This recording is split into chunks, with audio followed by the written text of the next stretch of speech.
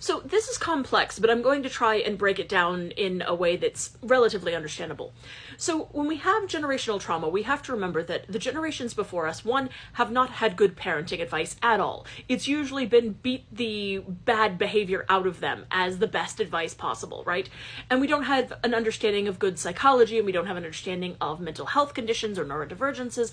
We just have they're weird and they can't conform, so beat them or get rid of them, right? So we have to remember that. We also have to remember generational trauma with exposures to environmental toxins, when exposures to racism, classism, sexism, everything, right? Like all of the things, all of the isms that were even more stratified than they currently are, and were more violent in many ways than they currently are.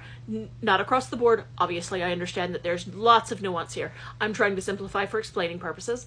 When we look at this, though, lots of generational trauma coming, lots of world wars, lots of localized wars, lots of things that have happened, lots of bad parenting advice in general, up to the current day. So let's say we have a generation of parents right here in the middle. We've got their children and their parents, right? So grandparents, parents, children. And these parents were very, very abused by these, by their parents respectively. And what happens here is that they mentally have stayed in their victimhood, their childlike victimhood. And they've never really grown from that. And because they haven't grown from that, they don't want to take on responsibility because they feel like they had to too early because of their trauma. So what they do is they flip the roles and they make their child the parent again. And so the system continues, because what happened was these people, because of their trauma, were made into a more responsible role from their parents. And so what we have is parents that are pushing their children to actually take care of them, instead of the natural role of it being parents taking care of child, taking care of child. Instead, each generation passes down the idea of, I am so vulnerable and victimized that I make my children compensate for it.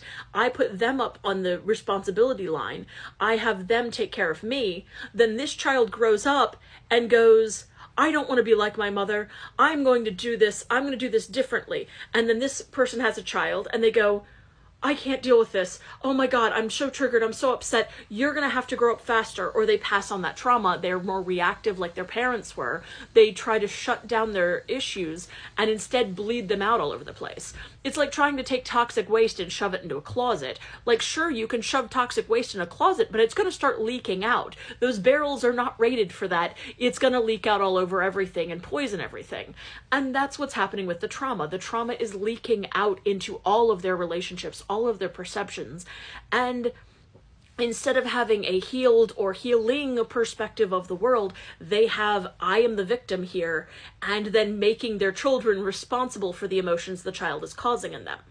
And sometimes they are conscious of their own baseline, like my girlfriend's parents, like my girlfriend's mom when I was in high school. First affidavit I had to do was on the stepfather of my girlfriend, who I had an incident with, and she had told me, my girlfriend then confessed, that she had had incidents with him and had a younger sister who was 11 at the time who had also had incidents. And so we went to the mother, because I wasn't sure if she knew. We went to the mother, talked to her, and she pretty much breaks down in tears and goes, I know what he is. I just can't be with anything else, because she has an entire history of having had that done to her by her father. But she knowingly exposed her own daughters to this because she had a dysfunction of not being able to find a partner without them being a predator. And so her own denial, her own spiral, was a willingness to endanger her kids for her own comfort, but could not see that that was a problem because she needed to see herself constantly as the one who was victimized. She could not move herself out of that place to even understand that she was perpetuating the exact same traumas onto her children, because she was seeing herself as so victimized and so helpless. And that's where a lot of this justification comes in. Like, there are some really toxic justifications that people play out in their own head in this kind of denial of their victimhood, so that they don't actually recognize when they've moved into a position of power that, yeah, you have to still be responsible for your children. You have to break that cycle by not parentifying your own kids. You have to still take the responsibility. And that can feel like shit if you already were parentified, to still have to now parent your children as well as having had to parent your parents. So as somebody who's worked on that, and I have my own teenagers to prove it, like, it's hard to break that cycle. And thankfully I have, but it's been hell trying to make sure I was healed enough to do it.